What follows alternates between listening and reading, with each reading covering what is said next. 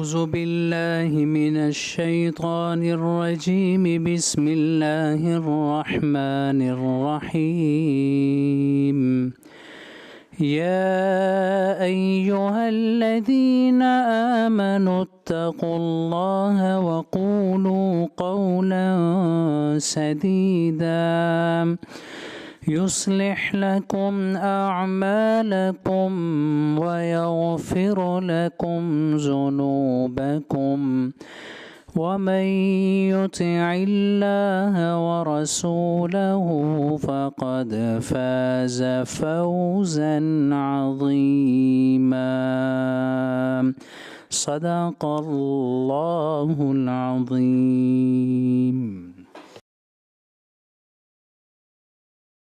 जी introduction करेगा Imran Akram, chairman standing committee SNGAD, MPA PP 195. Raja Shaukat Aziz Bhatti MPA Rawalpindi PP 9. Amjad Ali Javed MPA PP 1212 बटेक Singh. Rana Rashid Manhas MPA PP 164 Lahore.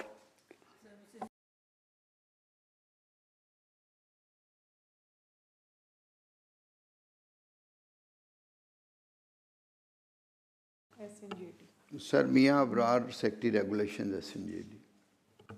Noman Yusuf, Special Secretary Finance Department. Khalid Mahmood, Additional Secretary Finance. Sir Amir Riaz, Director PECTA. Mr. Chairman, the first item on today's agenda is the Punjab Regularization of Service Repeal Bill 2025. The Honourable concerned representative of the department is requested to brief the committee about it.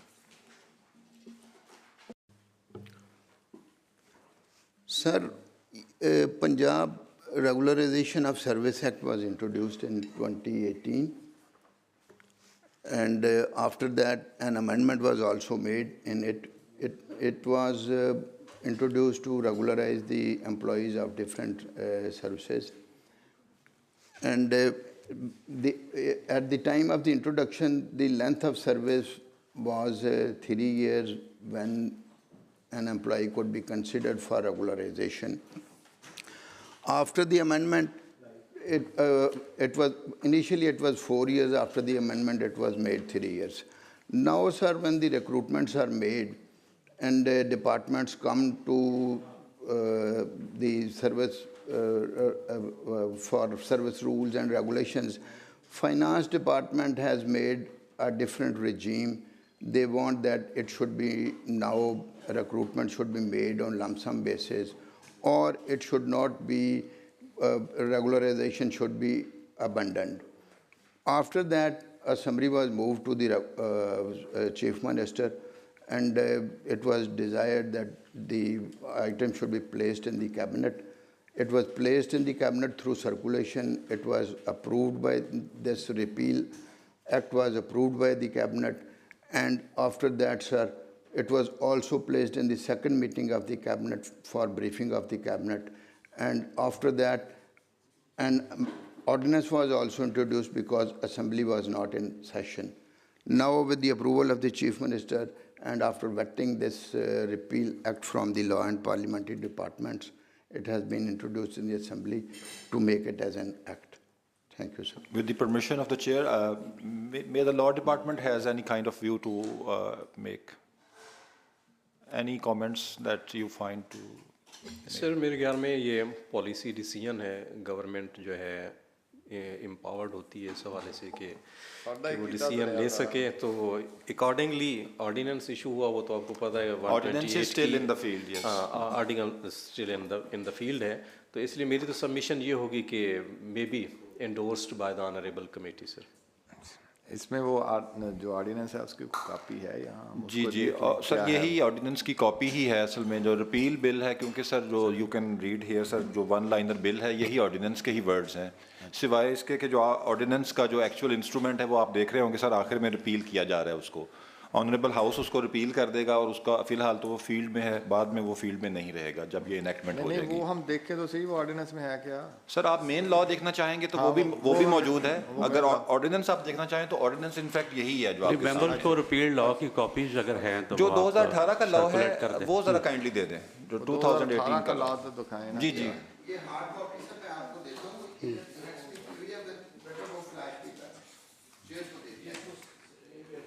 ये अगर हो सके, if it is possible to display on the projector also.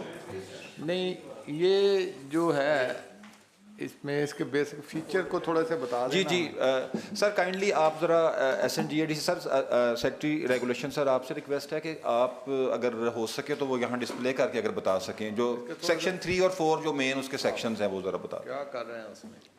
उसमें सारा ही खत्म हो रहा है ना सर असल में। ये the entire law is to be repealed sir. वो 2018 का पूरा लॉ अब खत्म हो जाएगा, ये प्रपोजल है। नहीं अभी एक्ट जो है वो खत्म हो जाएगा सर। 2025 भी हम लेके आए हैं कोई, या सिर्फ रिपील ही सर? ये रिपील है। लॉ को रेगुलराइजेशन वाला खाता ही गोल कर The only target of the sir, the only target of the present instrument is to repeal the law of 2018. अच्छा, इसमें ये बताएं कि ये जो मलबा सारा गिरना है ये किस ग्रेड तक गिरना है और कौन कौन से डिपार्टमेंट इसके जद में आने हैं?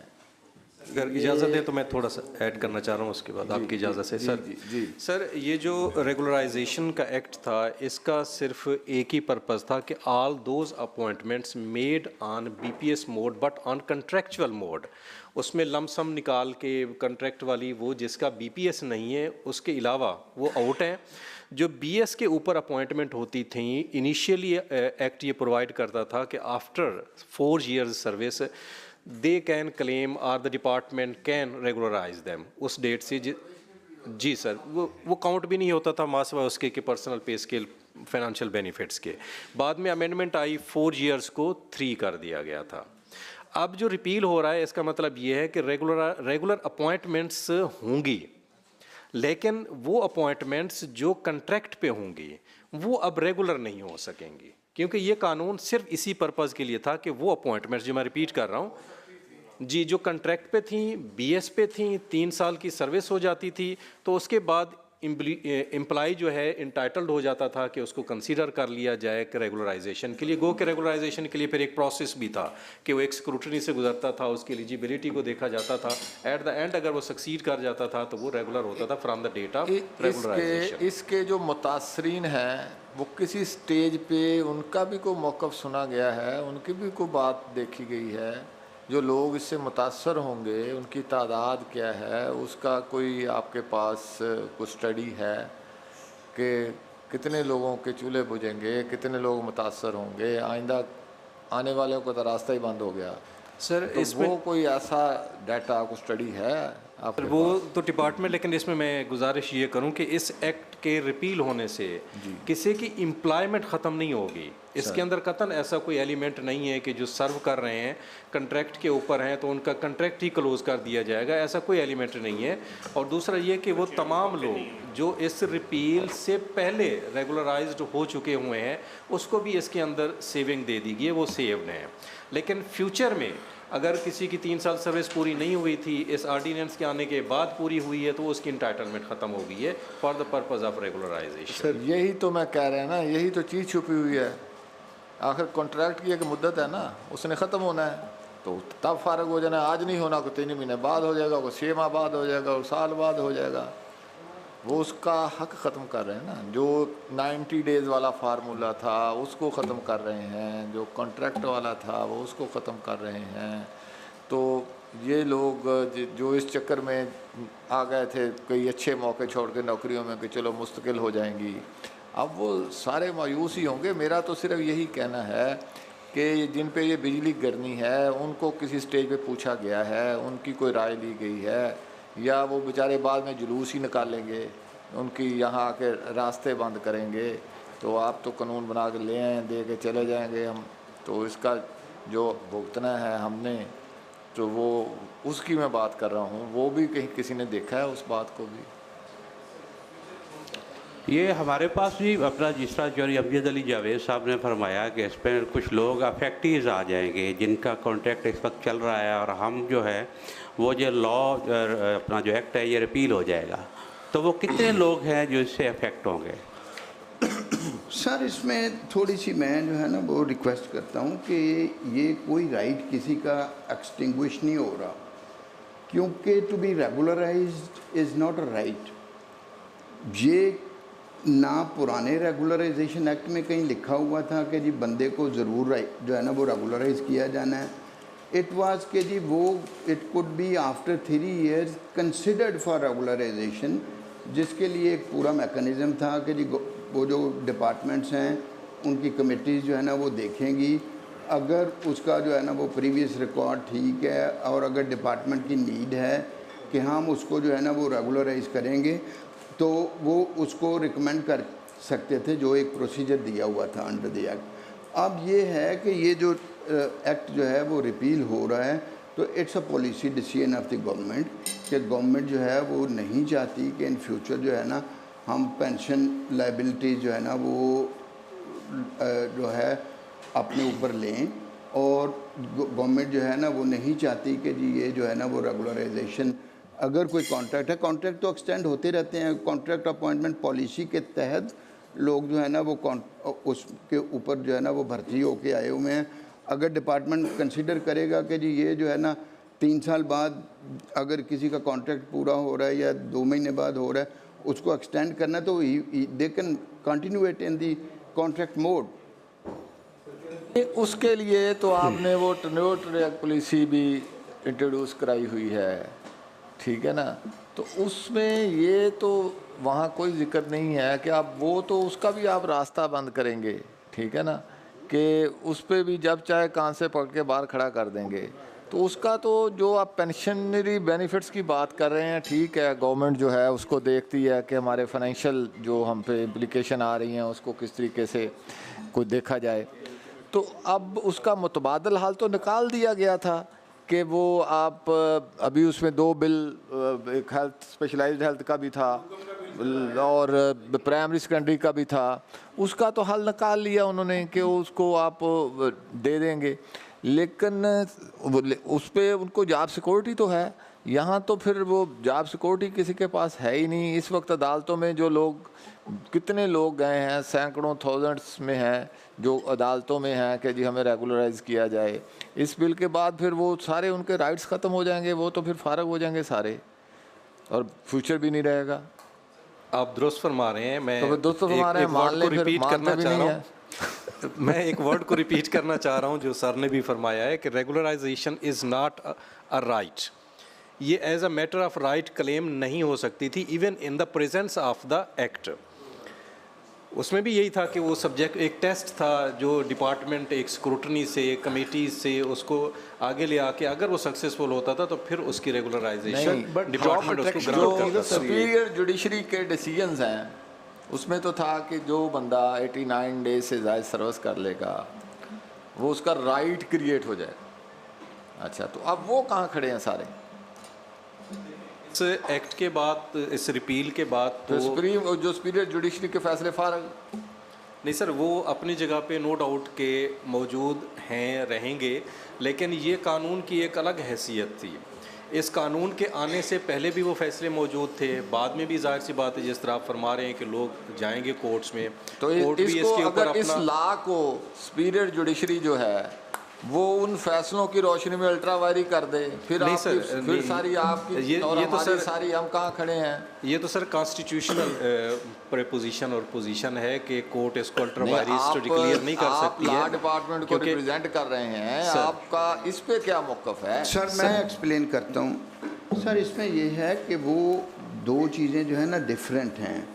वो जो 89 डेज़ वाला आप कह रहे हैं वो लेबर लॉज के तहत वो चीज़ें डील होती हैं, उसमें जो डिसीजंस आए हुए हैं, ये जो वर्क चार्ज एम्प्लॉइज़ आते हैं उनको परमानेंट वर्कमैन डिक्लेयर करने के लिए वो जो है ना वो कानून जो है वो है, वो पॉलिसी जो है ना वो तो सेपरेट पॉलिसी है कि जी वो वर्कमैन का स्टेटस उनको जो है ना वो 89 डेज़ के बाद अगर वो कंटिन्यू रहते हैं फॉर जो है ना वो फॉर अ ईयर और मोर, तो वो डिपार्टमेंट जो है ना वो वर्कमैन का स्टेटस, ये सिविल सर्वेंट्स जो है ना उसका स्टेटस था कि ये जो है ना ये डिफरेंट है।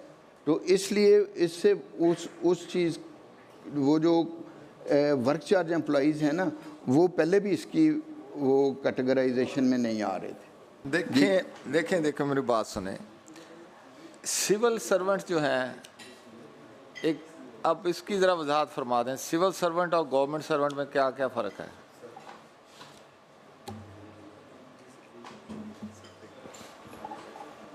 सर सिविल सर्विस डिफाइंड है सर, वो तमाम लोग जिस तरह पंजाब के अंदर हमारी पीएमएस है, ये सिविल सर्विस की कैटेगरी है सर। दूसरी कैटेगरी है सर वो तमाम एम्प्लॉइज़ जो department other than PMS category employ करते हैं, और बहुत सारे ऐसे एम्प्लॉइज़ तमाम डिपार्टमेंट्स के अंदर मौजूद हैं, वो सिविल सर्वेंट्स टर्म नहीं होते, वो गवर्नमेंट सर्वेंट्स जो है उसकी कैटेगरी में फॉल करते हैं, चाहे वो रेगुलर मोड में है, चाहे वो इवन कंट्रेक्चुअल मोड में आएंगे, उनका स्टेटस वो है और वहाँ पे वो रहेंगे।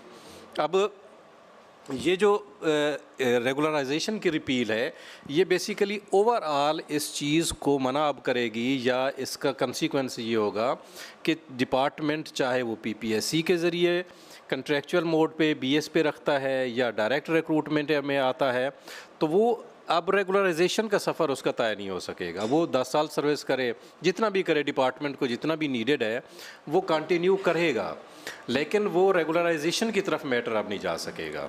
सिर्फ इसका मकसद इतना ही है। इसका मतलब ये है कि आप उसको वर्कमैन का स्टेटस भी देने के लिए तैयार नहीं है। सर वो दो डिफरेंट चीज़ें हैं, जिस तरह सर ने बताया वर्कमैन का उसकी अलग पॉलिसी है, वो अलग डील होते हैं, लेबर लॉज के तहत डील होती हैं, वो इस कानून के तहत डील नहीं होते। मुल्क में इसके रिपील होने से उन पर कोई फ़र्क नहीं पड़ता, उनका स्टेटस। सारे मिडिल क्लास ये मारे जाएंगे, ना सिविल सर्विस वाले मारे जाएंगे, ना नीचे लेबर वाले मारे जाएंगे, जो दरमियान में बेचारे आते हैं वो सारे फारग होंगे इसके ज़रिए। फारग तो कोई भी नहीं हो रहा। मजीद सर आप बताना चाहते हैं? सर ये सिविल सर्वेंट और गवर्नमेंट सर्वेंट की थोड़ी सी मैं ऐड करना चाहूँगा। सर सिविल सर्वेंट उनको कहते हैं जो पंजाब सिविल सर्वेंट एक्ट 1974 के तहत जिनकी मुलाजमत की शराइत जो है तय होती हैं, और अगर किसी और कानून के तहत हों, जैसे LDA का एक्ट है, कॉरपोरेशन का एक्ट है, या कोई और कानून है, वो गवर्नमेंट सर्वेंट कहलाता है। इसमें स्पेशल सेक्रेटरी स्कूल्स बैठे हैं, इकबाल साहब भी बता सकते हैं। बहुत सारे टीचर्स का भी इशू था इसी रेगुलराइजेशन का। एक कुछ सब्जेक्ट टीचर थे जिसमें वो कहीं 100 के करीब बनते थे, और फिर उनका उसमें वो कुछ इशू, कोई कोर्ट में भी इस तरह का फैसला हुआ कि शायद दोबारा जाएं पब्लिक सर्विस कमीशन में या इस तरह का कोई, वो भी अभी तक लिटिगेशन वो भी चल रही है। वो एक अच्छी खासी तादाद है पूरे पंजाब में, वो भी इसी में फॉल करेंगे फिर? जी बिल्कुल इसी तरह जो हमारे कंट्रैक्चुअल एम्प्लॉइज़ हैं, कॉन्ट्रैक्ट पे रखा हुआ है, स्कूल एजुकेटर्स हैं, तो वो भी काफ़ी तादाद में हैं। वो भी तो ये चाहिए था जी कि आज रिपील कर रहे हैं, इसके बाद जो आएंगे कॉन्ट्रैक्ट पे वो रेगुलाइज नहीं होंगे। अब ये जो पीछे कर रही है तो एक अच्छी खासी तादाद बन जानी है, और एक बहुत सारे बंदों का मतलब 12-12, 14-14 साल हो गए उन्हें इस जंग में उलझे हुए, और आज हम ला रिपील करने को जा रहे हैं। उन लोगों का क्या स्टेटस बनना है फिर? तेरी बर्बादियों के मशवरे हैं आसमानों।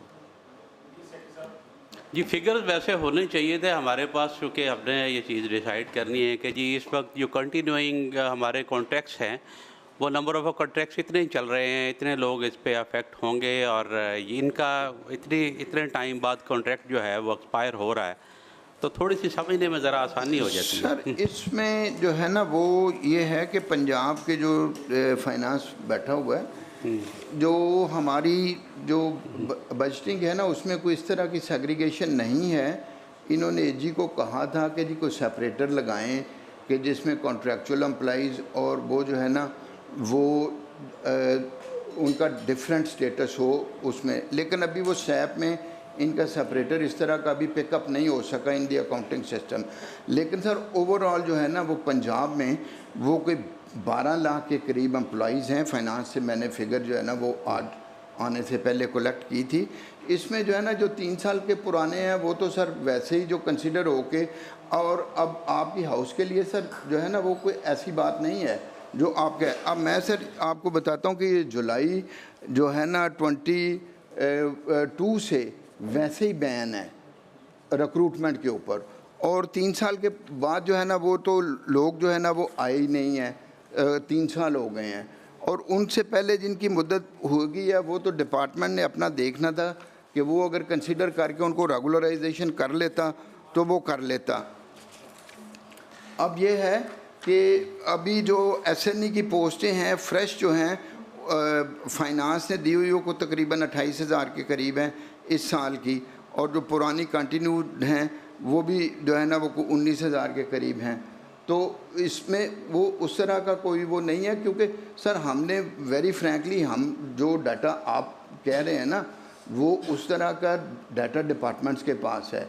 हम डाटा अगर कलेक्ट करते हैं तो या तो एफडी से करते हैं या फिर गवर्नमेंट की डायरेक्शन पे करते हैं, और ये है कि इस तरह का डाटा गवर्नमेंट हमें डायरेक्ट करती तो हम इकट्ठा करते हैं। हमारे पास डिपार्टमेंट्स का डिपार्टमेंट वाइज डाटा हमारे पास नहीं है। ये तो पता हो ना कितनों का गला काटने हम जा रहे हैं। हमारा जो SNGAD है वो तो पेरेंट डिपार्टमेंट है, क्या उसके पास कोई डाटा नहीं होता? ये तो हमारे जो पिछली हमारी मीटिंग हुई थी, हमारे ACS साहब जब आए थे, हमने डिजिटलाइजेशन की बात की थी, तो उस वक्त यही चीज़ें डिस्कस हुई थी कि ऑल पंजाब जो है जितने भी डिपार्टमेंट SNGAD के साथ कनेक्टेड हमारे डिपार्टमेंट्स हैं उन तमाम डिपार्टमेंट का जो डाटा है वो डिजिटलाइज किया जा रहा है। तो अगर SNGAD के पास डाटा ही नहीं है तो हम वो जो डिजिटलाइजेशन का प्रोसेस है वो हम किस तरह कर रहे हैं? तो इससे पहले वाली मीटिंग में तो ये चीज़ें डिस्कस हुई थी कि SNGAD के पास सारा डाटा अवेलेबल होता है। जनाब चलो आपकी इजाज़त से, ये जो इसकी मुद्दत जो ऑर्डिनेंस की है वो कब ख़त्म हो रही है?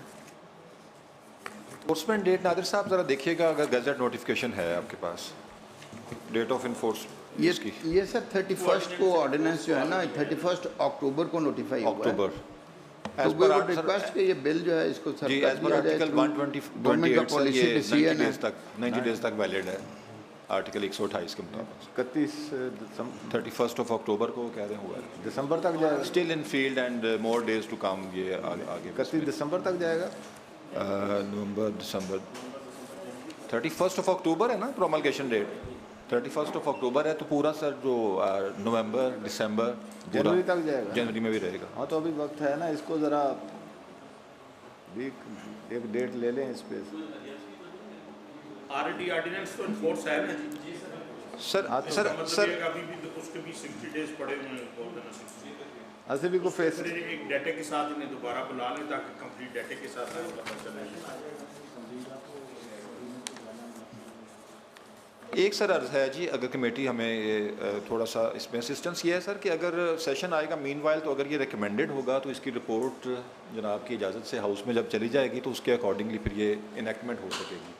लेकिन अगर इसी तरह हमने इसको नेक्स्ट मीटिंग के लिए रखा और मीनवाइल सेशन आ गया तो फिर हमें पहले मीटिंग करनी पड़ेगी, फिर से वो सारा प्रोसेस होगा। सेशन से पहले अगर ऑर्डिनेंस सिर्फ लैप्स होगा तो थोड़ा सा इशू ये आ सकता है कि डिपार्टमेंट को सर इसमें इशू आ सकता है। नहीं, ये मैंडेटरी है कि उस दौरान सेशन आए तो आपने इसे लाजमी इसको बिल की शक्ल में लाना। बिल्कुल सर, जनाब ने सही सवाल किया सर, मैंडेटरी बिल्कुल नहीं है। हाँ, तो लेकिन सिर्फ ये था कि एक क्योंकि मेजर है और पॉलिसी डिसीजन में उन्होंने ये अगर किया है तो आप सर देख लें कमेटी की जैसे चेयरमैन साहब जिस तरह कमेटी चाहिए फेस सेविंग की ले लिए लोगों ने तो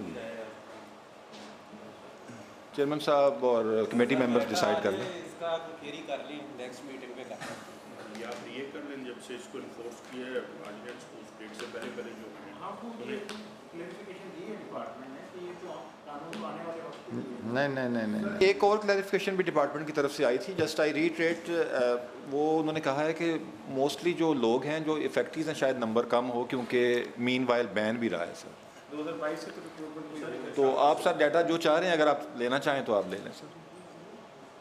डाटा जो है ना आ ही जाए तो मुनासिब है, वो पता तो चले। कल हमें जो मीडिया वाला ने पूछना है हमारे पास कोई जवाब, कोई जवाब, कोई डाटा, कोई चीज़ आप लोगों से तो नहीं पूछना, हमसे तो पूछना है। हमारे पास तो कोई जवाब मौजूद हो, कोई चीज़ मौजूद हो कि भाई कितने लोग इफेक्टिव है, उनका हमने क्या इंतज़ाम किया है, तो हमें तो जवाबदेह होना है ना, आपको तो नहीं होना। तो कम से कम इसका कोई डाटा ही दें हमें। सर मैं रिक्वेस्ट करता हूँ कि इसको सर थ्रू कर दें क्योंकि ये 29 जुलाई 2022 का तो बैन है। तो अगर जो है ना वो गवर्नमेंट ने इन इट्स विजडम ये डाटा कलेक्ट करना जिस तरह आप चाहते हैं पूरी कैबिनेट में गया है, सीएम के पास केस गया है, एफडी से थ्रू हुआ है, तो वो नहीं है तो फिर ये है कि अगर इस एट दिस स्टेज आप ये करेंगे तो वो गवर्नमेंट की पोजीशन कहीं किसी फोरा पे जाके ऑकवर्ड ना हो जाए। जी सर, उसमें हमारा यही प्रॉब्लम है। दुनिया में कहीं दिनों और हफ्तों में कानून नहीं पास होता। जो भी डेमोक्रेटिक मुल्क हैं सालों लग जाते हैं इसी डिबेट्स में। डिबेट्स जो इलस्ट्रेट होती हैं, अखबारों में मुश्तहर होती हैं, लोग राय देते हैं, हम लोग रातों रात एक ड्राफ्ट बना के पकड़ा देते हैं और हमें मोहर लगाने के लिए हमारे हवाले कर देते हैं। तो उसमें फिर जब उसकी कॉन्सिक्वेंसेस आते हैं, लैशबैक आता है, फिर हम उस पर कभी उसको वापस ले रहे होते हैं, कभी उस पर तरमीम ला रहे होते हैं। एक एक्ट पे आप 20-20 तरमीम लेके आ रहे होते हैं। वजह यही होती है कि उस वक्त कोई बंदा उसको रजिस्ट करने के लिए तैयार नहीं होता। तो जब उसका फिर आगे आता, अभी जब फिर इसके जुलूस निकलेंगे, लोग हमारे ख़िलाफ़ सड़कों पे होंगे, महकमे के दफातर ब्लॉक करेंगे, फिर आप उसको रिकन्सिडर करते फिरेंगे। तो हम तो इसीलिए कह रहे हैं, बाकी ठीक है जो मेंबर्स की मर्जी है। ऑनरेबल चेयरमैन, अगर आप इजाज़त दें तो हम नादर साहब थोड़ा सा फर्दर क्लैरिफाई कर दें कि जो असल में इसका जो इम्पैक्ट है वो असल में प्रोस्पेक्टिव नेचर ऑफ लॉ है। किसी को रेट्रोस्पेक्टिवली हम इसमें कुछ, अगर नई गवर्नमेंट इसमें कुछ कर रही तो वो उसमें आप क्लैरिफाई कर दें दोबारा से ज़रा कमेटी को। सर, इसकी अगर हम देखें ये जो सब सेक्शन 2 है ये स्पेसिफिकली सेविंग दी ही इसी चीज़ की है कि तमाम एक्शंस जो इस एक्ट के ऑर्डिनेंस के इन्फोर्स होने से पहले हैं वो सेव्ड हैं। ज़रा इसकी इस तरह वजाहत फरमाएं कि ये जो लोग भी आज कॉन्ट्रैक्ट पे हैं, ज़रा सानू पंजाबी च ज़रा समझ आ जाए ना, अंग्रेजी तो तुसी हुण दस रहे हो, तो कि जो लोग इस वक्त कॉन्ट्रैक्चुअल सर्विस में हैं वो रेगुलराइजेशन के लिए अप्लाई कर सकेंगे, या नया कॉन्ट्रैक्ट करने वालों की बात कर रहे हैं, या इस डेट तक अप्लाई कर चुकने वालों की बात कर रहे हैं? ये इसको ज़रा क्लैरिफाई करें। हम ये आप हमें ये बताने हम ये समझ रहे हैं आपकी बात से कि आज तक जो लोग मौजूद हैं कॉन्ट्रैक्चुअल सर्विस में उन पे ये लागू नहीं होगा, जबकि मेरी फहम के मुताबिक अंडर कवर ये है कि ये जो नए कॉन्ट्रैक्ट पे आएंगे आप उसकी बात कर रहे हैं, हम इसकी बात कर रहे हैं। इसको ज़रा बता दें। इस कानून के रिपील होने से मकसद सिर्फ इतना है कि वो तमाम लोग जो जी सर ऐसे ही है सर, ऐसे ही है, ठीक है ना।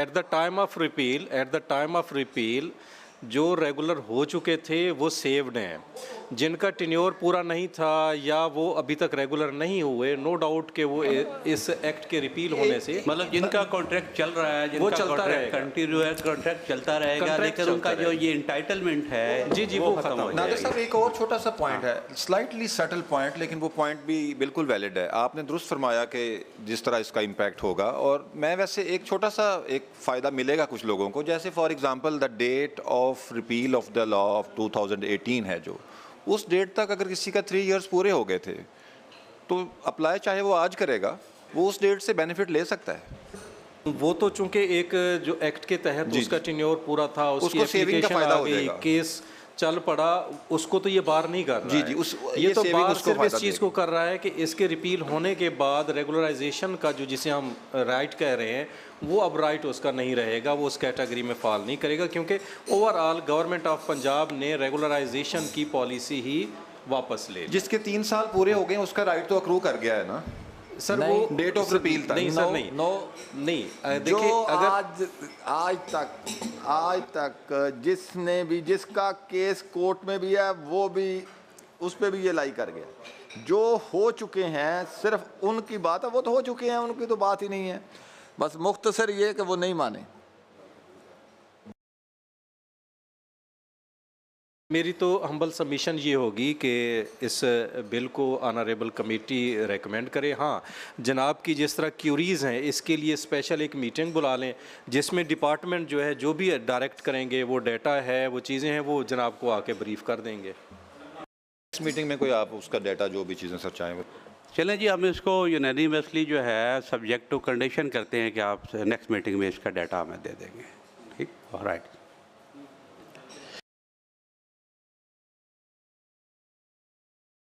Sir next agenda. Mister chairman, हमारा जो नेक्स्ट एजेंडा आइटम है that's also a bill, it's private members bill moved by mister Amjad Ali Javed साहब, MPAPP 121। ये है सर दी पंजाब मां बोली बिल 2025। ऑनरेबल मूवर सबसे पहले इसके ऊपर अपना पॉइंट ऑफ व्यू दे दें। जी जी, यहाँ पे वो प्रेजेंटेशन में शायद नहीं होगा। ये मैं स्टेटमेंट पढ़ दूँ? सर आप स्टेटमेंट जी जी।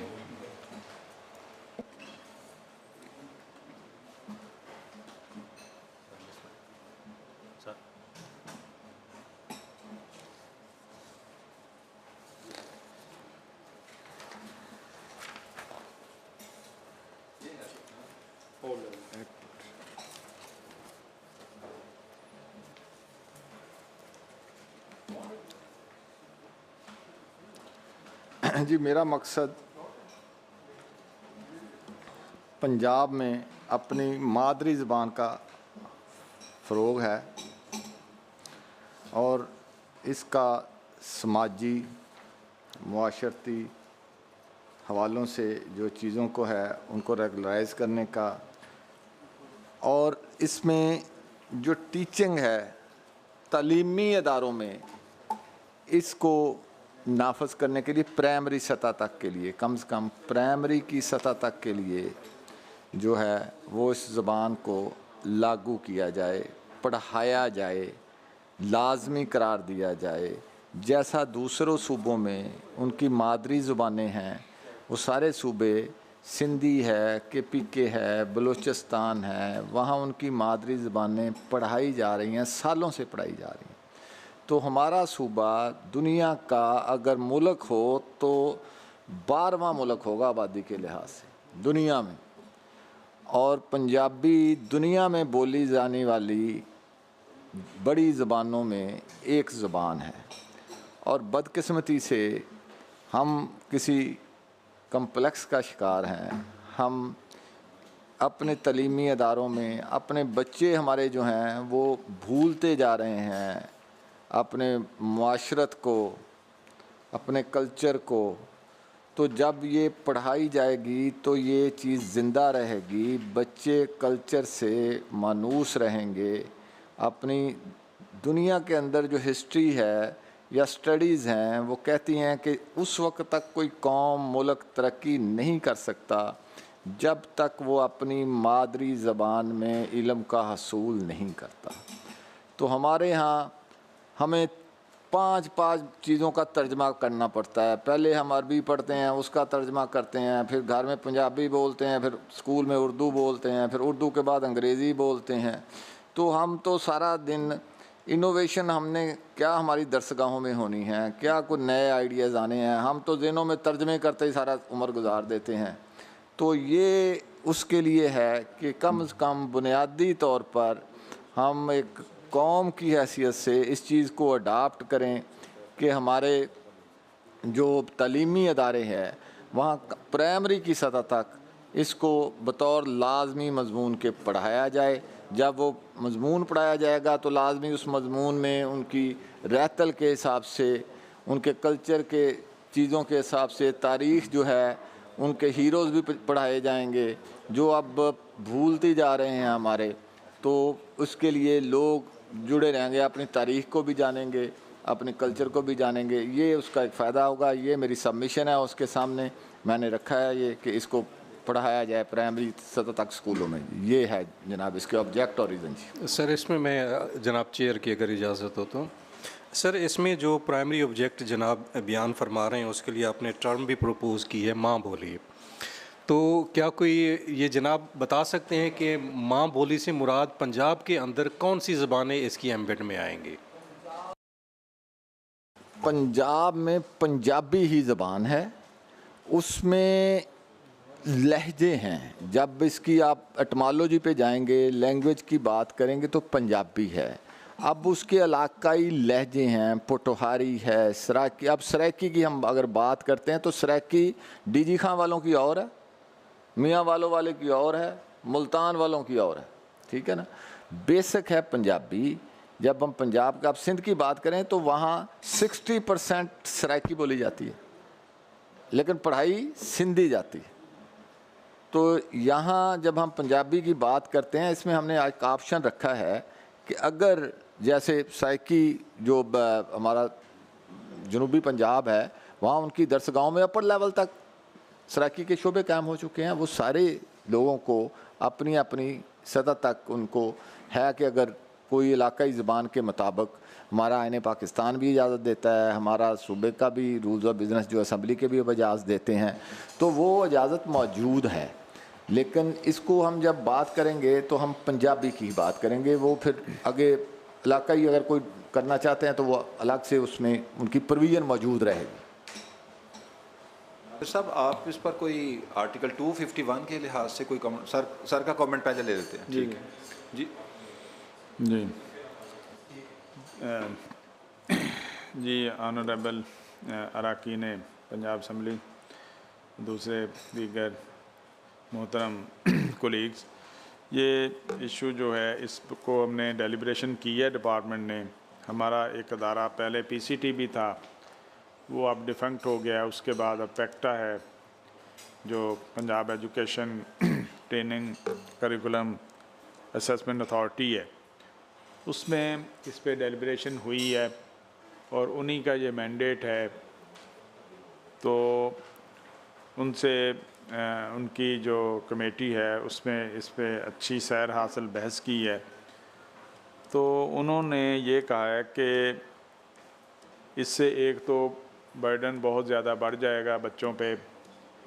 इस वक्त जो क्लासेस हो रही हैं, पहली से तीसरी क्लास तक 6 कंपलसरी सब्जेक्ट हैं पढ़ाए जा रहे हैं, और चौथी और 5वीं क्लास में 7 कंपलसरी सब्जेक्ट हैं। छठी से 12वीं तक Punjabi as an optional subject मौजूद है। तो एक तो प्राइमरी में 6 या 7 सब्जेक्ट ऑलरेडी, जैसे मैंने बताया, कंपलसरी चल रहे हैं, बर्डन। दूसरा, पंजाबी के हवाले से जो डिफरेंट डायलेक्ट्स पाए जाते हैं, सराइकी है, पोटोहारी है, हिंद को, इसी तरह डिस्ट्रिक्ट टू डिस्ट्रिक्ट जैसे आपने फरमाया वेरी करते हैं। तो हमारे जो अदारे ने इससे एग्री नहीं किया कि पहली से प्राइमरी के पोर्शन में इसको एज ए पंजाबी को कंपलसरी सब्जेक्ट इंट्रोड्यूस करवाया जाए।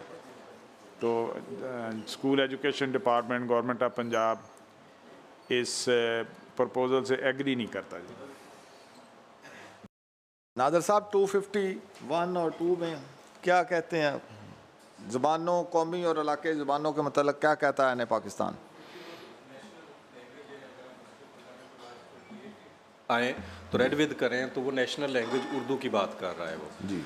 तो उससे मुतालिक जनाब को भी इल्म है कि सुप्रीम कोर्ट की उसके ऊपर जजमेंट भी आ चुकी है नेसेसरी अरेंजमेंट्स करने के हवाले से, और उसमें स्पेसिफिक टाइम भी ऑलरेडी प्रोवाइडेड था। वो इस हवाले से डील करता है नेशनल लैंग्वेज के हवाले से, that should be the Urdu. और गो कि उसके अंदर अंग्रेज़ी का भी है कि जब तक वो नेसेसरी अरेंजमेंट्स नहीं होते तो वो अंग्रेज़ी सरकारी ज़बान के तौर पर चलेगी, जो कि चल रही है अब हमारी, वो उससे मुतालिक है। लेकिन जनाब का जो बिल है उससे हट के है। आप बात कर रहे हैं ना उर्दू की बात कर रहे हैं, ना वो नेशनल लैंग्वेज की बात कर रहे हैं। इलाकाई ज़बानों का कोई जिक्र नहीं है पाकिस्तान में। नहीं सर, मैं बात कर रहा हूँ 251 जिसमें नहीं, उससे आगे कोई क्लास बदल नहीं, वो है जो आप कह रहे हैं फंडामेंटल राइट्स के हवाले से, वो है जो इलाकाई ज़बानों के हवाले से जो आईन पाकिस्तान क्या कहता है, उस पर ज़रा आप। मैं सर उसकी रेलिवेंट प्रोविज़न निकाल देता हूँ, मैं आपको वो पढ़ भी देता हूँ कि उसके अंदर क्या लिखा हुआ है। आर्टिकल 251 सर वो तो नेशनल लैंग्वेज है। सर ये कह रहे हैं कि जो इलाकाई लैंग्वेजेस हैं उनकी जो हमारे प्रोविंशियल लैंग्वेजेस का जिक्र है वो 251 के 3 में है। हाँ, वो अगर आपके पास है तो कॉन्स्टिट्यूशन का 3 है, पढ़ देना सर, आप रेलिवेंट प्रोविजन पढ़ दें। हाँ सर, हाँ हाँ जी नादिर साहब आप रीड कर।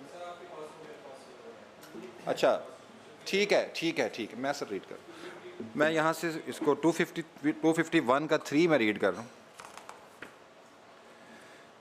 Without prejudice to the status of the national language, a provincial assembly may by law prescribe measures for the teaching, promotion and use of a provincial language in addition to the national language.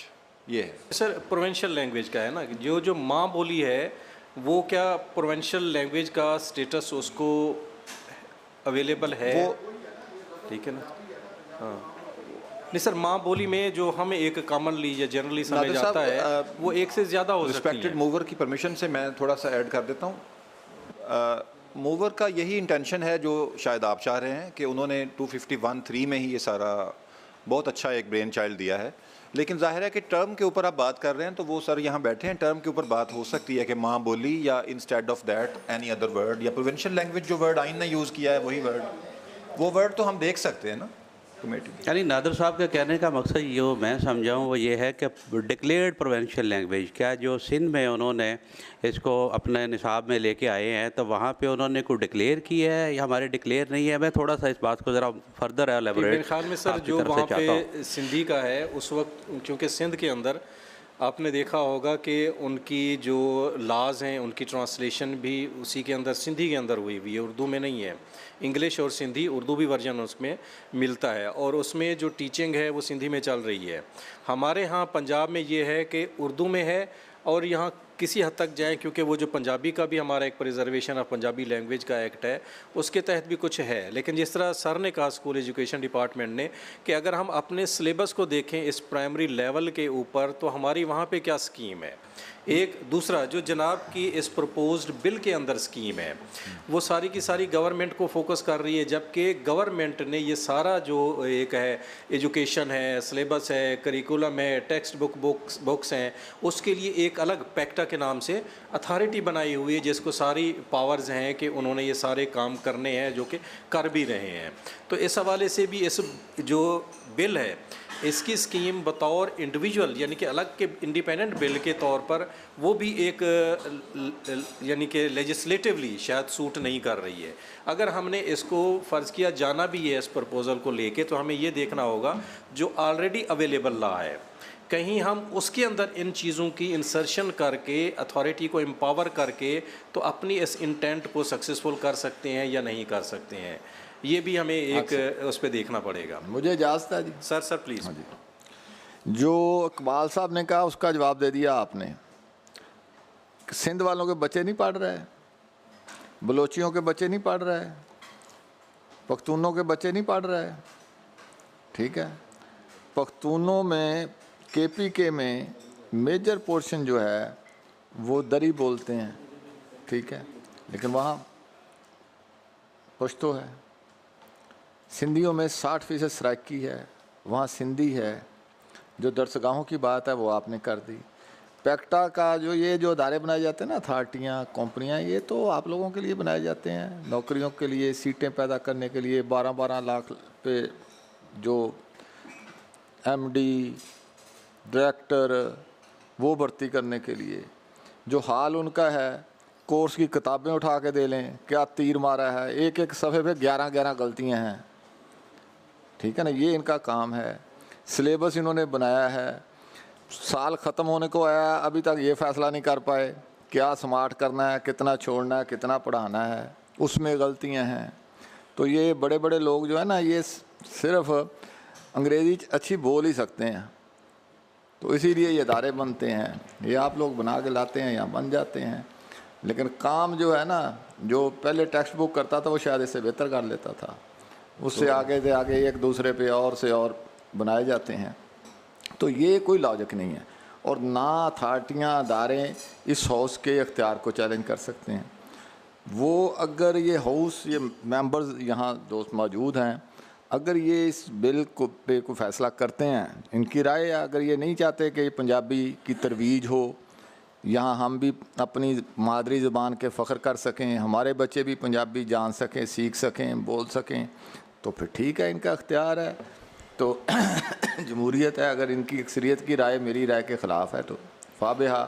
लेकिन मैं तो अपने colleagues से ये request करूँगा कि इसको vote करें कि अगर वो समझते हैं कि हमारा सूबा है, इसमें हमारी अपनी ज़बान होनी चाहिए, हमारा जो तारीख़ है वो हमारे बच्चों को जाननी चाहिए, हमारे हीरोज़ जो हैं उनके भी अगर भगत सिंह के मुजस्समे लग सकते हैं तो यहाँ राय अहमद ख़ान का शहीद की भी बात होनी चाहिए। तो वो तभी मुमकिन होगा जब हम अपनी ज़ुबान की भी बात करेंगे। तो मेरी ये सबमिशन होगी, बाकी सारी चीज़ें फ़रोई हैं। मैं इकबाल साहब से ज़रा थोड़ा सा एक अंडरस्टैंडिंग चाह रहा हूँ कि जो आपने फरमाया जो सिंध का जो सिलेबस है, प्राइमरी लेवल का जो सिलेबस है प्राइमरी क्लासेस का, क्या वो तमाम जितना भी सारे का सारा सिलेबस हिंदी में है या Sindhi as a compulsory subject पढ़ाया जा रहा है? वो हमारे डायरेक्टर साहब मौजूद हैं, जो आमर रियाज साहब, इस पे ज़रा एक्सप्लेन कीजिएगा जी, director curriculum. Thank you sir.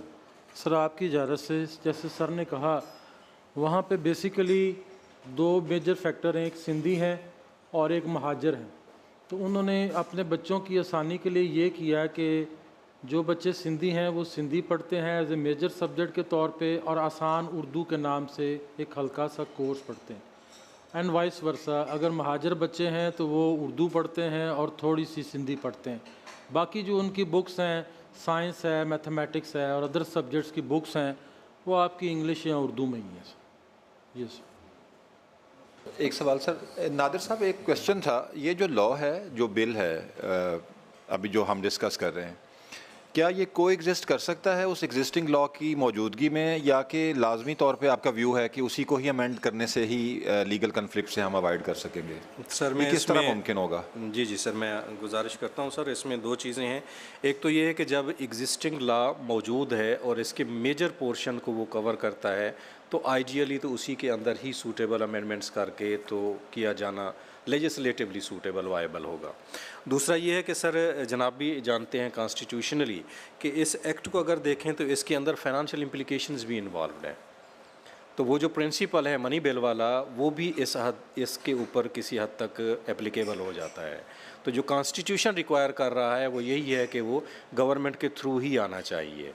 तो ये दो चीज़ें हैं। फिर जनाब देख लें, क्योंकि दूसरी बात सर ने जो की, जो इस ऑनरेबल हाउस का राइट है वो हम कभी चैलेंज नहीं करते, कोई डिपार्टमेंट चैलेंज नहीं करता। एक और कमेंट काइंडली कीजिएगा नादिर साहब, योर पॉइंट टेकन, बट एक कमेंट कर दीजिए कि अगर इसी हालत में इस लॉ को देखा जाए, जो प्रेजेंट ड्राफ्ट लॉ इसे कहेंगे अभी, तो क्या आप सजेस्ट करते हैं कि इसको किस हद तक फर्दर इसमें आपको लगता है वेटिंग रिक्वायर्ड है, या इसको कुछ प्रोविजंस को देखना पड़ेगा? कोई ऐसी कॉन्फ्लिक्ट है? सर बिल्कुल इसके अंदर काफ़ी सारी, बल्कि मैं ये कहूँगा कि मासवाए एक आध प्रोविज़न के हमें सारी रिफ्रेज करनी पड़ेंगी, और अगर रीड्राफ्टिंग इन्वॉल्व है। और दूसरा, ये मैं फिर वही कहूँगा, अगर इसको हम सेपरेट बिल के तौर पर ले गए, जो हमारा पैक्टा वाला लॉ है, ये एक या ओवरलैप कर जाएगा या कोई कंट्राडिक्ट कर जाएगा, तो वो सूटेबल नहीं होगा। वो अफेक्ट होगा, ये अफेक्ट होगा, दोनों अफेक्ट होगा। नहीं, उसमें हम ये तो नहीं कह रहे कि हमने कोई किताबें बना के देनी है कोर्स।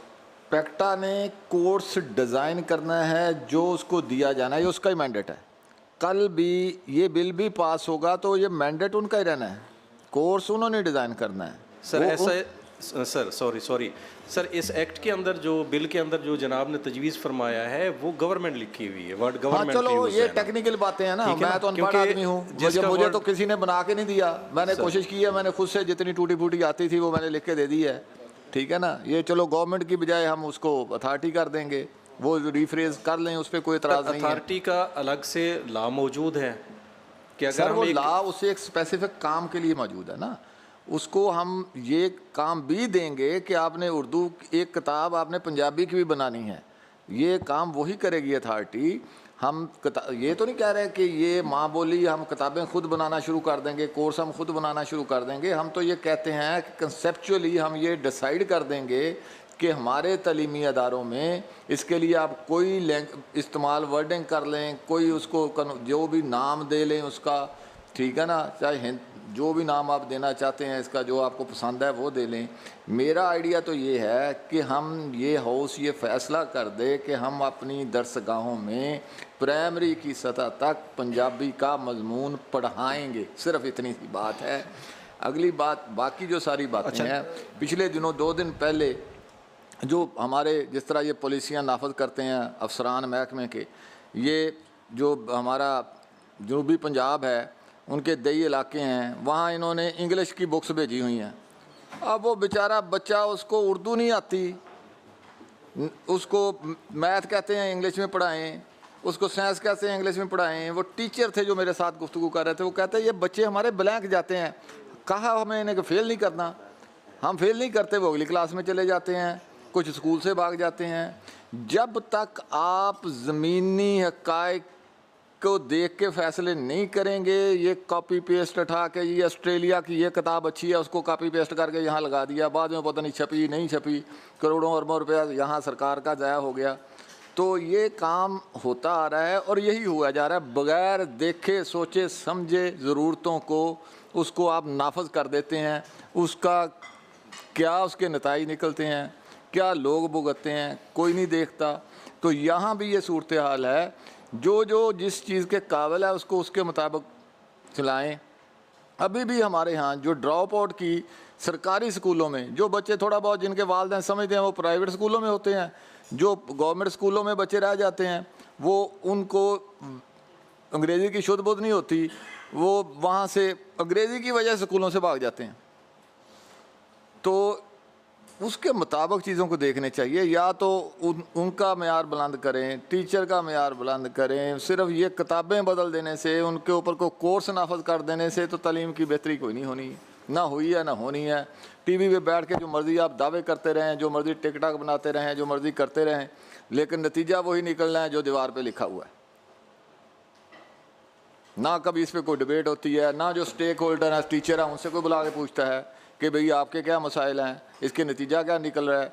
यहाँ बैठे लोग फैसला कर देते हैं, कोई पैक्टा बना देते हैं, कभी कोई और अथॉरिटी उसका नाम रख देते हैं, कभी कोई और रख देते हैं।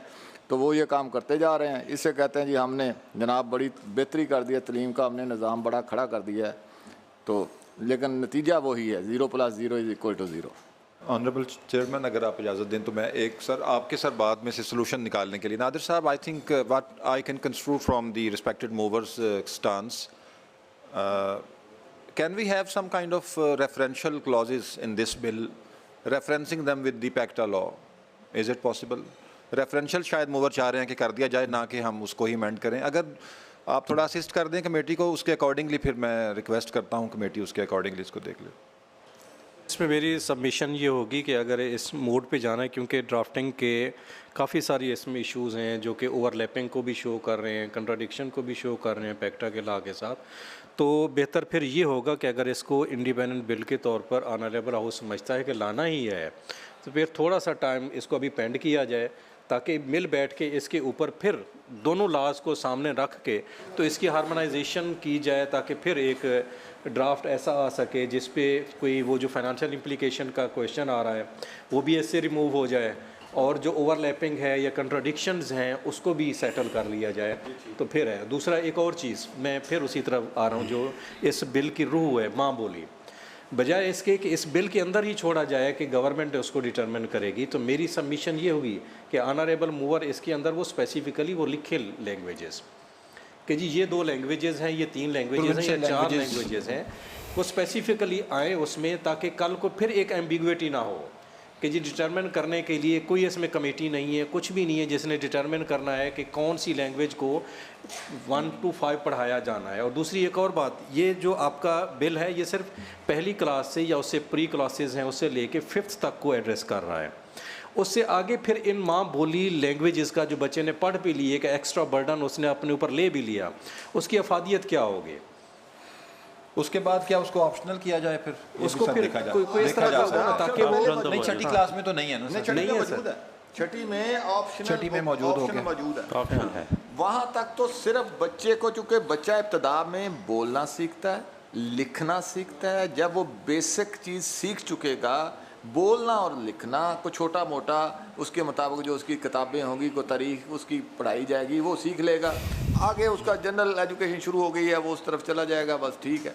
हम तो उससे मानूस रखना चाहते हैं, जुड़ा हुआ रखना चाहते हैं, उसकी बुनियाद पे उसको। दुरुस्त फरमा रहे हैं। इससे आगे अब एक और चीज़ भी लिंक्ड है कि जब हम कहते हैं कि ये लैंग्वेजेस इस लेवल के ऊपर पढ़ाई जाएं, तो पढ़ाएगा कौन? ये जो चूँकि हाँ ये भी तो एक हमें मैकेनिज्म तय करना होगा। इस वक्त जो ऑप्शनल, अब मैं यही आपकी बात से बात बनाता हूँ। पिछले दिनों हाउस में ये बात हो रही थी कि इस वक्त जो ऑप्शनल मजमून पढ़ा रहे हैं, स्कूल वाले बैठे हैं, इन्होंने कोई पंजाबी का टीचर रखा है? कौन पढ़ा रहा है उन्हें? वो तो और नीचे चले जाना है उसे। अच्छा, ये वो चीज़ है जो हम सारे सवाए कम्प्लेक्स के यहाँ नहीं बोलते, ठीक है ना, घरों में भी बोलते हैं, बाहर निकल के, बल्कि मेरी तो 5-10 फिक्रों के बाद उर्दू भी ख़त्म हो जाती है, तो वो फिर पंजाबी होती है। तो ये वो चीज़ है जो सबको आती है, सारे टीचर भी जानते हैं, कोई उसमें ऐसी कोई चीज़ है नहीं। जो उर्दू पढ़ा सकता है वो ये भी पढ़ा लेगा, जो अरबी पढ़ा सकता है वो ये भी पढ़ा लेगा, साइंस वाला भी। अब ये अगर MSc साइंस से उर्दू पढ़वा सकते हैं ना, अरबी पढ़ा सकते हैं, इस्लामियत पढ़ा सकते हैं, वो पंजाबी भी पढ़ा लेंगे। सर आपकी बात दुरुस्त है, लेकिन ये जो माँ बोली लैंग्वेजेस जिस तरह जनाब ने फरमाया, ये इसका टिपिकल डायलेक्ट है, और उसमें आगे आगे हरूफ भी हैं, ख़ताती है, उसने लिखना सीखना है, बोलना तो ठीक है वो सीख लेता है, वो मैकेनिज्म कैसे? और उर्दू का रस्मुल ख़त जो है वो सेम है, क्या कहते हैं फरीदी साहब उसे? शाहमुखी। ये पंजाबी पाकिस्तान के अंदर शाहमुखी में लिखी जाती है, हिंदुस्तान में गुरमुखी में लिखी जाती है। 2 मुल्क हैं, ज़बान एक है, लेकिन ख़त 2 हैं, और तकसीम के बाद बदला है उनका ख़त, वरना पहले तकसीम से पहले शाहमुखी में लिखते थे, ठीक है। तो ये वो चीज़ नहीं, ना इसका ख़त और है, ना इसकी एटमोलॉजी और है, वही चीज़ें हैं, वही लिखनी है। जो लफ्ज़ मतरूक हो रहे हैं हम उन्हें बचाना चाहते हैं, बस ये है मकसद। हाँ जी, ये बड़ा इम्पोर्टेंट बिल है, इसके बड़े दूरअज़ से इम्पैक्ट्स आएंगे हमारे बच्चों पे, हमारी अगली जनरेशन पे, हमारे पूरे एजुकेशनल सिस्टम पे। तो इसको बड़ा कम्प्रीहेंसिव देखने की ज़रूरत है। इसके जो दोनों पहलू हैं, जो बिल के टेक्निकल पहलू है, इसकी ओवरलैपिंग, इसकी ड्राफ्टिंग, इन चीज़ों को भी देखने की ज़रूरत है। और दूसरा जो किस हद तक ये प्रैक्टिकेबल है, जिस तरह स्कूल एजुकेशन डिपार्टमेंट ने अपनी रिपोर्ट दी, तो उसमें ये मेरी डायरेक्शन है जी कि आप इसको काइंडली इकबाल साहब, अगर हाउस डिसीजन करता है, बेसिकली ये तो हाउस का फैसला है कमेटी के बाद, तो अगर ये बनता है तो आप हमें नेक्स्ट मीटिंग पे इसका आप टाइम फ्रेम ज़रूर बता दीजिए कि इस पर कितने टाइम में क्या रिसोर्सेज रिक्वायर्ड होंगे, करिकुलम में क्या चेंजेस लाई जा सकती हैं। तो इसकी एक कम्प्रीहेंसिव आप काइंडली नेक्स्ट मीटिंग में रिपोर्ट दीजिए, तो हम इसको पेंड करते हैं जी नेक्स्ट मीटिंग तक। Thank you. नेक्स्ट एजेंडा जी कोई?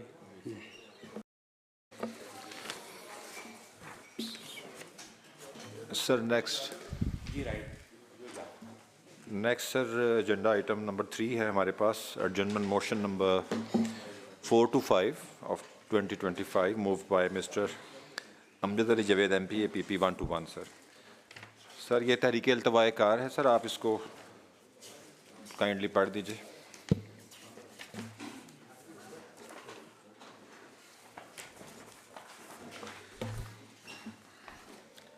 जी मैं तहरीक पढ़ूँ? अच्छा जी, मामला ये है कि मुल्क भर के किसी भी सरकारी महकमे में जब कोई मुलाजम भर्ती होता है तो ग्रुप इंश्योरेंस के नाम से इसकी तनख्वाह से माहाना कटौती शुरू हो जाती है, जो रिटायरमेंट तक जारी रहती है। बाकी तमाम सूबों में मुलाजमीन को रिटायरमेंट पर ग्रुप इंश्योरेंस की रकम मिलती है, लेकिन पंजाब में सिर्फ इस सरकारी मुलाजम को मिलती है जो दौरान सर्विस वफ़ात पा जाए। यानी ये सहूलत लेने के लिए मुलाजम का दुनिया फ़ानी से कूच करना लाजम है। मैंने पिछले टेनोर में पंजाब के मुलाजमीन के साथ होने वाली ज़्यादती और डिस्पैरिटी को ईवान में टेकअप किया था, और ये मामला SNGAD की स्टैंडिंग कमेटी में ज़ेर बहस रहा। वहाँ तमाम स्टेक होल्डर से मीटिंग्स की गईं, इनमें से मुख्तलिफ इंश्योरेंस कंपनियाँ भी शामिल थीं। सब के साथ मीटिंग करने के बाद ये मामला फ़ाइनल हो गया था कि पंजाब के सरकारी मुलाजमीन को भी रिटायरमेंट पर ग्रुप इंश्योरेंस की रकम मिलेगी। अभी ये मामला अमल दरामद के मराहल में था कि असम्बली की मुद्दत पूरी हो गई और हमारी सारी मेहनत ज़ाया हो गई। इस टाइम भी पंजाब के सरकारी मुलाजमीन के सिवा मुल्क भर के सरकारी मुलाजमीन को ग्रेड वाइज रिटायरमेंट पर ग्रुप इंश्योरेंस की रकम मिल रही है, लेकिन पंजाब के तमाम मुलाजमीन इतनी अहम सहूलत से महरूम हैं, हालांकि ये पैसे इनकी ज़ाती तनख्वाह से कटते हैं।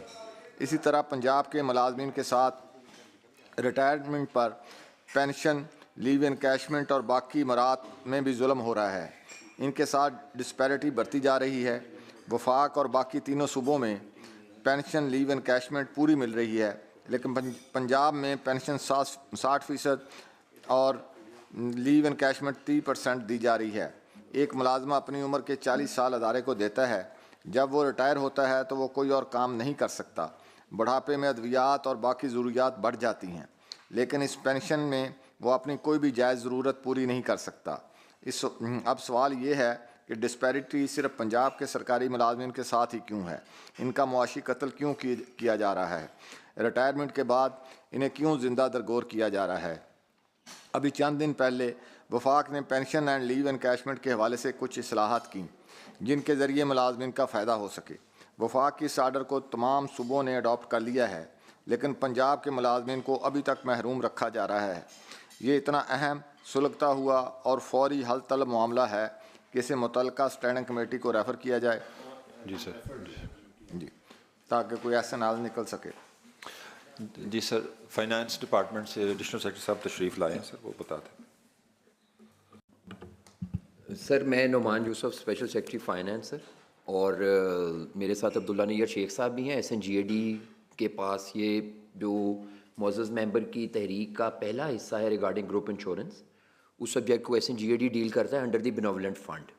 तो पहले उस हिस्सा अव्वल के बारे में अगर ऑनरेबल चेयर मुनासिब समझें तो हम उसके बारे में सर बताते हैं, और उसमें फिर अब्दुल्ला साहब भी ऐड कर देंगे, और फिर दूसरा जो जी बेशक आप हिस्सा अव्वल पे आप ब्रीफ करें हमें, उसके बाद हम उसके लिए। अच्छा सर, हिस्सा अव्वल में सर जो ग्रुप इंश्योरेंस है सर, ये जो टर्म है इटसेल्फ ग्रुप इंश्योरेंस, ये एक ज़ाहिर है इंश्योरेंस की एक टर्म है, और इसके अंदर जो कॉन्सेप्ट है वो है कलेक्टिव इंश्योरेंस का। ये पहली बात तो ये है कि ये इंडिविजुअल कंट्रीब्यूशन की इंश्योरेंस नहीं है।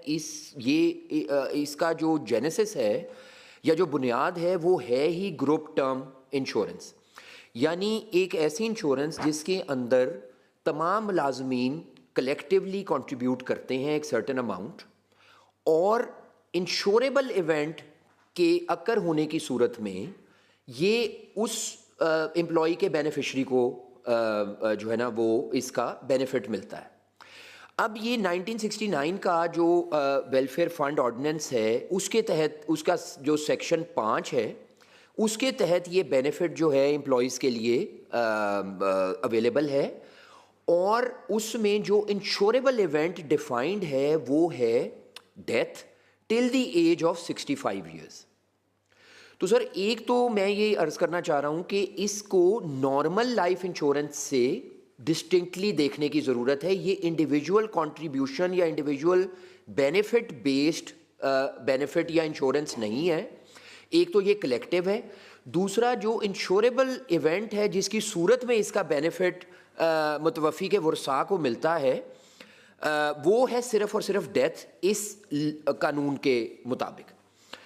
अब एक दूसरी इम्पॉर्टेंट बात इसमें यह है कि कुछ सूबों ने इस लॉ को तब्दील किया और उन्होंने इसको ग्रुप टर्म इंश्योरेंस से कन्वर्ट करके इंडिविजुअल बेनिफिट की सूरत में कन्वर्ट कर दिया है, जिसमें कि KP और बलूचिस्तान शामिल है।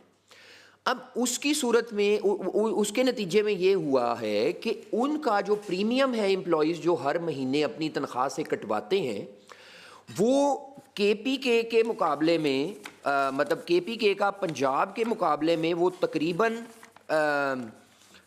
अगर मुझे इजाज़त दें तो वो 305 गुना ज़्यादा है। मतलब मिसाल के तौर पे अगर ग्रेड 1 का मुलाजिम पंजाब में अपनी तनख्वाह से 74 रुपये कटवाता है फॉर दिस ग्रुप इंश्योरेंस के प्रीमियम की सूरत में, तो उसके इक्विवेलेंट जो अपना KP का महीने का प्रीमियम ग्रेड 1 का मुलाजिम दे रहा है वो 300 रुपये है, और ग्रेड 1 का मुलाजिम जो गवर्नमेंट ऑफ बलूचिस्तान के अंडर दे रहा है वो 460 रुपये है। तो जब ये इसका मॉडल जब तब्दील हो जाता है इनटू एन इंडिविजुअल इंश्योरेंस जिसके अंदर के रिटायरमेंट पे बेनिफिट मिलना शुरू हो जाए, तो ये प्रीमियम केपी के मुकाबले में 305 गुना पंजाब का कम है और 474% कम है बलूचिस्तान के मुकाबले। तो सर मैं ये अर्ज़ करना चाह रहा हूँ कि ये जो बेनिफिट की जो नेचर है वो है ग्रुप टर्म इंश्योरेंस की। सेक्शन 5 सिर्फ इंश्योरेबल इवेंट जिसके तहत ये बेनिफिट अवेलेबल है वो है हमारा डेथ का, और ये अवेलेबल है 65 ईयर्स ऑफ एज तक का। सर रिपीटेडली इसमें बहुत सारी अपना लिटिगेशन भी होती रही है, ऑनरेबल हाई कोर्ट्स के अंदर भी ये मामला टाइम टू टाइम बहुत दफ़ा टेकअप हुआ है, और उसमें ज़ाहिर है हुकूमत पंजाब के मुतलका महकमों का यही हमारा स्टांस होता है कि जी के लॉ की स्पिरिट ये है कि ये ग्रुप बेनिफिट की सूरत में है। मुख्तसरन सर अभी एक रिसेंटली सिंध हाई कोर्ट ने भी एक फ़ैसला किया और वो भी इन्हीं लाइंस के ऊपर है कि रिटायरमेंट के केस में आप इसको एज एन इंडिविजुअल बेनिफिट के तौर पे क्लेम एम्प्लॉय नहीं कर सकता, बिकॉज ये एक ग्रुप टर्म इंश्योरेंस और ग्रुप बेनिफिट है। अब्दुल्ला साहब आप इसमें अगर कोई मज़ीद इसके अंदर ऐड करना चाहें। इसमें जनाब चेयरमैन आपकी इजाज़त से बात टेक्निकली आप दुरुस्त कर रहे हैं और कोर्ट भी ज़ाहिर है उसके मुताबिक ही फैसले करती हैं। अब बात यह है कि एक शख्स 60-65 साल बाद जितने भी पैसे मिलते हैं अगर वो फौत नहीं हो जाता उसे उसका कुछ नहीं मिलता। अगर इसकी टर्मिनोलॉजी चेंज करने से स्टेक होल्डर जो हैं जो पैसे दे रहे हैं अगर वो ज़्यादा पैसे देने के लिए तैयार हो जाते हैं तो फिर महकमे को गवर्नमेंट को इस पर क्या एतराज़ होना चाहिए। तो इसमें जब 2 सूबों ने ऐसा अडॉप्ट कर लिया है तो फिर क्यों यहाँ ये ऑप्शन आप देने को तैयार नहीं हैं। ठीक है, लीडिंग रोल तो ये 12-13 करोड़ के सूबे को लेना चाहिए, ले रहे हैं बलूचिस्तान और केपी के। ठीक है, तो इसके लिए अगर स्टेक होल्डर जो हैं उनकी ऑर्गेनाइजेशंस हैं अगर वो उनसे इस पे राय ले ली जाए, अगर वो इसके लिए तैयार हैं कि जी वो अपना शेयर ज़्यादा देने के लिए तैयार हैं, तो फिर मेरा नहीं ख्याल कि इसको किसी को अना का मसला बनाना चाहिए। आप भी उसी मॉडल पे अपनी इसकी टर्म चेंज करते हुए, मुझे याद है अगर वो रिकॉर्ड कहा गया था कि उस दिन वो रिकॉर्ड सारा जो डेलिब्रेशन होती रही हैं मुख्तलिफ इंश्योरेंस कंपनियों की तरफ से रिकॉर्ड मौजूद है सर लास्ट टेन्योर में सर। ये same agenda item I think move by वो हमने मुख्तलिफ इंश्योरेंस कंपनी से इस पे उनसे ऑफ़र्स ली थी और उन्होंने अपनी ऑफ़र्स दी थी कि हम कितने पैसे लेंगे तो क्या क्या बेनिफिट देंगे। तो यहाँ भी कंपेटिटिव अगर कोई ऐसा मॉडल हम अडॉप्ट कर सकें, अगर हम फैसिलिटेट कर सकें थोड़ी सी एफर्ट के साथ इन लाखों मुलाजमीन को, तो पहले ही हम तो उनका गला पहले ही काट रहे हैं, उनको इंश्योरेंस पेंशन आप नहीं दे रहे और उनको जो लीव इनकैशमेंट आप नहीं दे रहे। चलो ये एक अगर थोड़े बहुत पैसे बढ़ा के उसको एंड पे आप लोग सारे मुलाजम हैं ज़रा ठीक है, कुछ थोड़े से बड़े होंगे तो उनको सबको सबके लिए ही है, तो उसको अगर को फ़ायदा हम दे सकते हैं, रिलीफ बहम पहुँचा सकते हैं तो हमें इसकी तरफ ज़रूर देखना चाहिए। फिर इसमें एक और ड्रॉबैक है जो लास्ट में देखता रहा हूँ, मुझे किसी का केस था कि हर साल इंश्योरेंस कंपनी बदलती है मुलाजिम की, कोई कंपनी 1 साल, कोई 2 साल, कोई 3। वो जब रिटायर होता है तो कंपनियां नहीं मिल रही होती उसे, रिकॉर्ड होता कोई नहीं। जो बेनेवलेंट फंड वाले हैं या दूसरे हैं वो सालों साल वो लटकाते रहते हैं।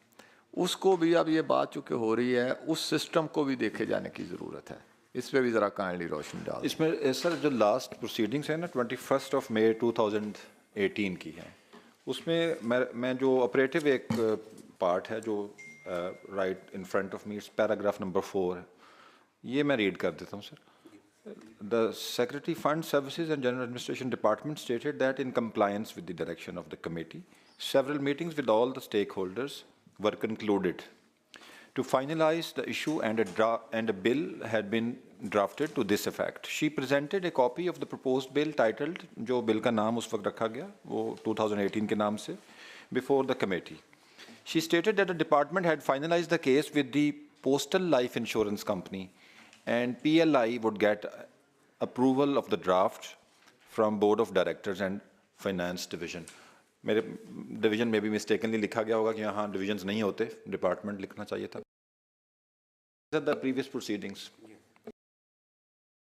सर अगर इसमें इजाज़त हो चेयर की, क्योंकि बलूचिस्तान और KP में चल रहा है एक मॉडल और वो समझते हैं हम इससे बहुत बेहतर है, और उसी लॉ के साथ इसको भी उसी तरह कर दिया जाए तो ये मामलात एक जैसे हो जाएं सूबों में, तो इस पर कोई इतराज़ है किसी? ये कंपनीज कौन कौन सी है जी? एक पोस्टल लाइफ इंश्योरेंस कंपनी है जिससे जो इंश्योरर है इसका.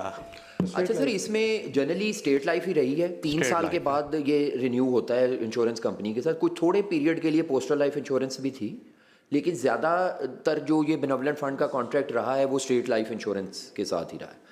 और दूसरा सर, जो 2018 की प्रोसीडिंग्स हैं और वो मैं तो प्रीवी नहीं हूँ, आई मीन सेक्रेटरी बोर्ड शायद उसके बारे में बता सकें. अब सर ये ज़ाहिर है 7 साल पुरानी है, इन सारी को रिफ़्रेश करने की ज़रूरत है. दूसरा ये कि अब जैसे टैक्सेस बहुत ज़्यादा बढ़ गए हैं ऑलरेडी, एम्प्लॉयज़ की पे में से डिडक्शन और वो सिग्निफिकेंटली इंक्रीज़ भी हो गई हैं पिछले 7-8 सालों में, रिसेंटली ख़ास तौर पे सैलरीड इंडिविजुअल्स पे जिस तरह का बर्डन पड़ा है. तो सर इसमें ये भी एक पर्सपेक्टिव मद्देनज़र होना चाहिए कि आई मीन हम ये लाइफ इंश्योरेंस के मॉडल पे इसको ले जाएं ग्रुप इंश्योरेंस से, और उसके बाद ये डिडक्शन का मैग्नीट्यूड भी सिग्निफिकेंटली इंक्रीज़ कर जाए. और सर तीसरी चीज़ एक जो मेरा ख्याल है SNGAD या बोर्ड को देखने की ज़रूरत है कि वो हमें KP और बलूचिस्तान से, हमारे पास तो ये फिगर्स हैं, लेकिन ये भी ज़रूर देखना चाहिए कि वहाँ पे इस स्कीम की इम्प्लीमेंटेशन में कोई इश्यूज़, कोई चैलेंजेस अगर कोई आ रहे हैं तो वो क्या हैं. क्योंकि ये सर सिग्निफिकेंट अमाउंट बन जाती है डिडक्शन की, कि KP के केस में जैसे मैंने बताया कि ग्रेड 1 में अगर 300 है तो ग्रेड 22 तक वो 2000 रुपये पर मंथ चली जाती है, और बलूचिस्तान में 460 से लेके ये 4120 रुपये तक है.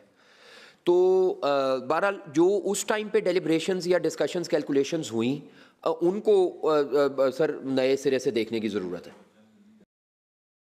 है. उस वक्त जो बिल बनाया गया, एक तो वो बिल की कापी ले आएँ ताकि उस वक्त भी जो लोग बैठे होंगे उन्होंने उस पर कोई काम तो किया होगा, उसको बिल की कापी भी आ जाए, उसको भी देख लिया जाए. बिल्कुल सर, ये डिपार्टमेंट में डाटा ज़रूर होगा, क्योंकि यहाँ कंक्लूडिंग ये जो मेरे पास मिनट्स हैं इसमें पैराग्राफ 9 भी है जो कंक्लूड भी कर रहा है स्टार्ट क्वेश्चन को, जो उस वक्त क्वेश्चन था.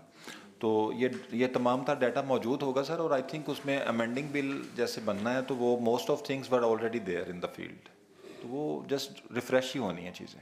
सर अब्दुल्ला निगर से सेक्रेटरी फंड. इसमें सर इस तरह है कि जिस तरह सर ने जिक्र किया कि जो पंजाब वाला जिस तरह से एनविजनड है, इवन तो अब जिस तरह KP और बलूचिस्तान की मिसाल आई है कि वो एक बड़ा होलिस्टिक सा है और उसके अंदर से डेथ के अलावा भी उसको कवर कर रहे हैं, और इवन अगर कोई नौकरी के दौरान भी कोई बंदा अगर डिसमिस हो जाता है या रिमूवल हो जाती है, उसकी भी उस दिन तक जितनी कटौती हुई होती है उसके ऊपर इंटरेस्ट लग के उसको एक कॉम्पनसेशन मिलती है, और वो एक उस सेंस में एक अच्छा पैकेज है. लेकिन जो मेरे ख्याल में स्टेट लाइफ वाला है उसको हम चेक कर लेते हैं, लेकिन मेरे ख्याल में वो जो पोस्टल लाइफ वाली बात हो रही है वो भी गालबन उनके साथ कोई एग्रीमेंट वगैरह की हो रही होगी, तो वो तो विद इन जो हमारा एक्ट ऑर्डिनेंस 69 का है उसका तो सेक्शन 5 सिर्फ डेथ पे ही अलाउ करता है. पंजाब वाला थोड़ा सा जो डिफरेंट है उसके अंदर इवन दो माइनर से डिफरेंस होगा ये शायद, वो ये है कि 1 से 4 तक की जो 25% जो अमाउंट है 75 रुपये जो बनती है 74, उसमें से भी 25% गवर्नमेंट खुद देती है. तो इसमें ये थोड़ा सा देखना पड़ेगा, और मेरे ख्याल में हम उनको रीच आउट कर लेते हैं लोगों को कि अगर उसके अंदर उनके ऊपर 400-450 रुपये या मेजर के ऊपर लेके जाना है तो उस पर एम्प्लॉइज़ वगैरह की जो विलिंगनेस है, और दूसरा जो KP वाली और बलूचिस्तान वाली बात हुई है कि वो जो इसको कर रहे हैं उन्होंने रेट्स अब रिवाइज़ भी किए हैं, तो उस पर उनका क्या फ़ीडबैक है इस पर. दूसरा जो पंजाब वाला है उस पर कटौती जो है वो तो होती है 60 ईयर्स तक, लेकिन उनको जो इंश्योरेंस मिल रही है वो जिस तरह जिक्र हुआ है कि 65 ईयर्स तक की है, तो 5 ईयर्स की आफ्टर भी जो रिटायरमेंट है वो भी इसके अंदर शामिल है.